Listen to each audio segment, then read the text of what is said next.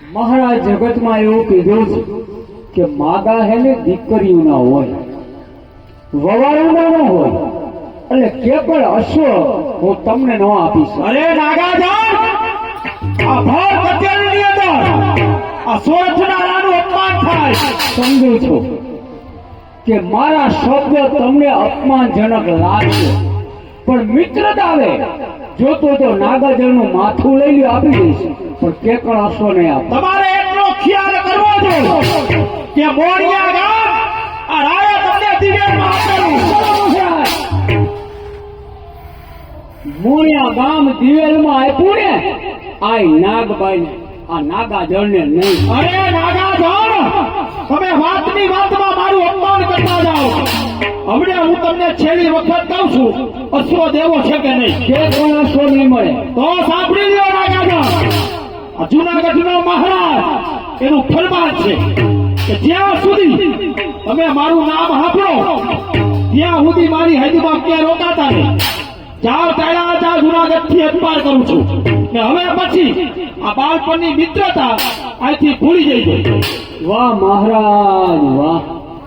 સાંભળી જાઓ, પ્રકાશભાઈ દુધા ચાળિયાવાળા એમના તરફથી નાગરજણના પાત્રમાં આપણે શિવધનભાઈ વ્યાસ અને રામ માંડલિકના પાત્રમાં આપણે અનિલભાઈ વ્યાસ અને માંડળના પાત્રમાં આપણે અંબાઈ નાયક એમના દીકરા જયદીપભાઈ એટલે કે કાનાભાઈ વ્યાસ, બધા કલાકારોને 500 રૂપિયા બક્ષીસ આપે.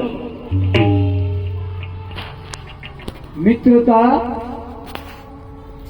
જો કે પણ અશ્વ આપ્યો તો જાળવે, બાજુમાં આસન મળે, પણ કેકળ અશ્વની ના પાડી એટલે જુનાગઢની હદ પાર. મહારાજ કાંઈ વાંધો નહીં, તમારું જુનાગઢ મેળવી દઉં છું, પણ સાંભળી લો કાન ખોલી. એક વખત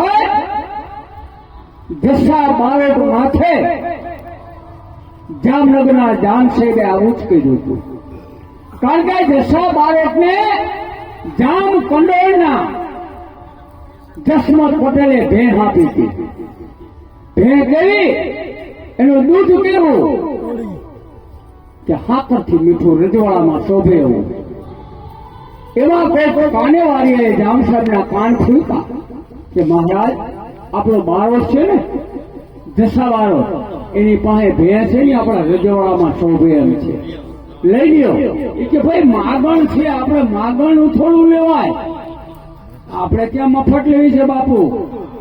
5-25 છે ને ભેહું દઈ દો, ઘણા રોબા બાંધ્યા છે, આ રાજને લાયક છે. એ જસા બારોટને બોલાવી દીધો કે ભાઈ તમારી પાસે ભેં છે ને એ આ રજવાડાને લાયક છે. મહારાજ વાત સાચી છે, પણ મને મારા યજમાન જામ કંડોળાના જહમત પટેલે આપી છે, એ મારાથી તમને ન અપાય કે નહીં.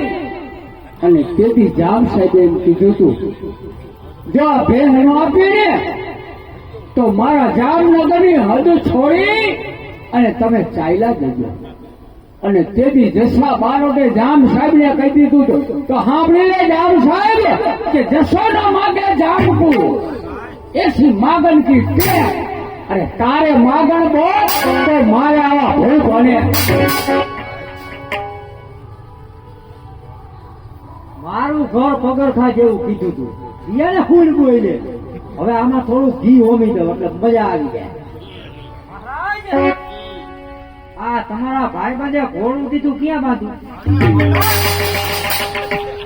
અત્યારે ભાર કચેરીની અંદર જુનાગઢના રાનું હળાનું અપમાન કર્યું છે, અને તું પણ મારું અપમાન કરો. અપમાન નથી કરતો.